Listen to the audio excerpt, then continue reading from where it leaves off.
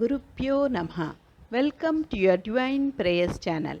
Let's chant together Sanskrit sloka with ease. For beginners who want to learn to chant this sloka can go through the link given in the description box. Today we will chant Sriman Narayaniyam, composed by Melpattur Narayana Bhattadri, who was a great devotee and scholar from Guruvayur, Kerala. Chanting Narayaniyam is believed to provide benefits like deepened spiritual connection with Lord Vishnu, reduced stress, improved mental well-being, a sense of peace and contentment, potential healing from physical ailments, and overall spiritual growth due to the devotional nature of the text, which narrates stories and praises of Lord Vishnu. अथ षष्ठं दशकं, that is cosmic form of the Lord.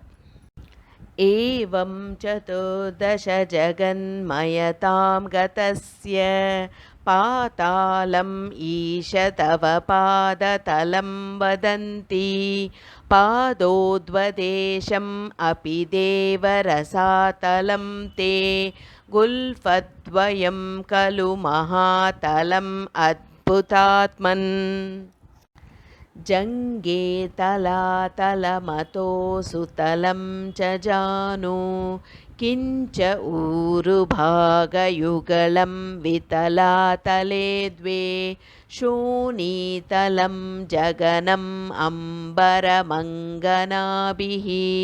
वक्षश्च चक्रनिलयः तव चक्रपाणे ग्रीवामहः तव मुखं च जनः तपस्तु फालं शिरस्तव समस्तमयस्य सत्यम् एवं जगन्मयतनो जगदाश्रितैरपि अन्यै निबद्धवपुषे भगवन्नमस्ते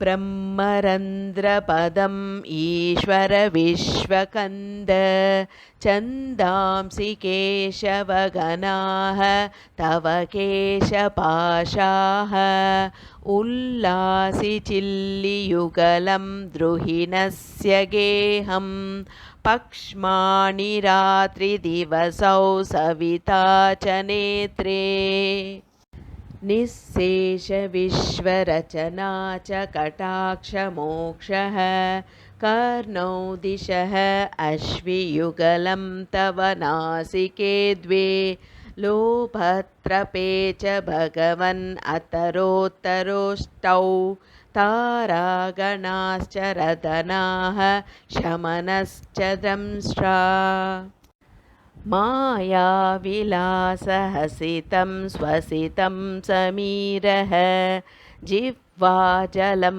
वचनमीश सकुन्तपङ्क्तिः सिद्धादयः स्वरगणाः मुखरन्ध्रमग्निः देवाः भुजाः स्तनयुगं तव धर्मदेवः पुष्टं तु अधर्म इह देव मनः सुधांशुः अव्यक्तमेव हृदयाम्बुजम् अम्बुजाक्ष कुशिः समुद्रनिवहाः वदनं तु सन्ध्ये शेफः प्रजापतिरसौ वृषणौ च मित्रः शोणीस्थलं मृगगणाः पदयोर्नकास्ते हस्त्युष्टसैन्धवमुखाः गमनं तु कालः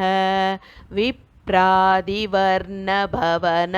वदनाब्जबाहु चारूरुयुग्मचरणं करुणाम्बुदेते संसारचक्रम् अयि चक्रधरक्रियास्ते वीर्यं महासुरगणः अस्ति कुलानि शैलाः नाड्यः सरित्समुदयः तरवश्चरोम जीयात् इदं वपुः अनिर्वचनीयम् ईश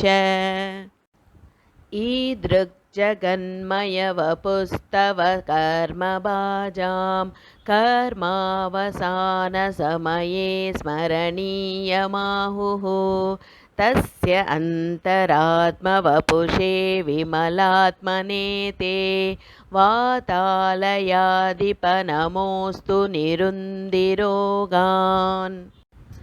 ॐ तत्सदिति श्रीमन्नारायणीये षष्ठं दशकं समाप्तम् यदक्षरपदभ्रष्टं मात्राहीनं तु यद्भवेत् तत्सर्वं क्षम्यतां देव श्रीकृष्ण नमोऽस्तु ते विसर्गबिन्दुमात्राणि पदपादाक्षराणि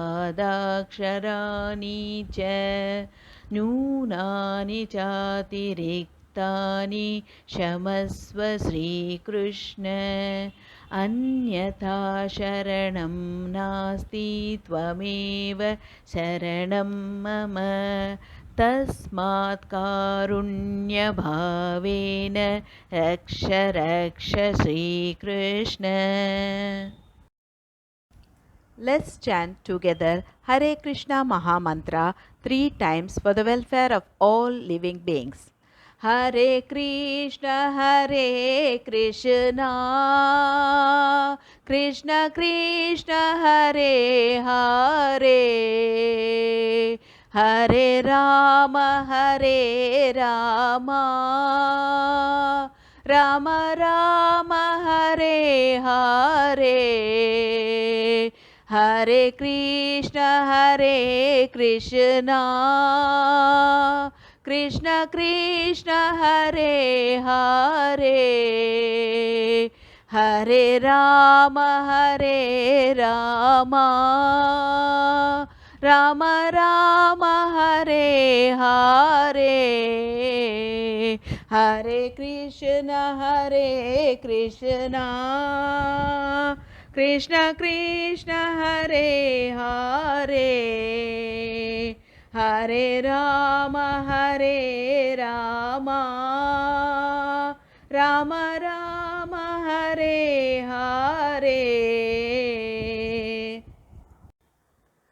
Hope you could follow along with me in chanting this sloka. More in queue. If you enjoyed this video, please like, share and click on the bell icon to subscribe and show your support.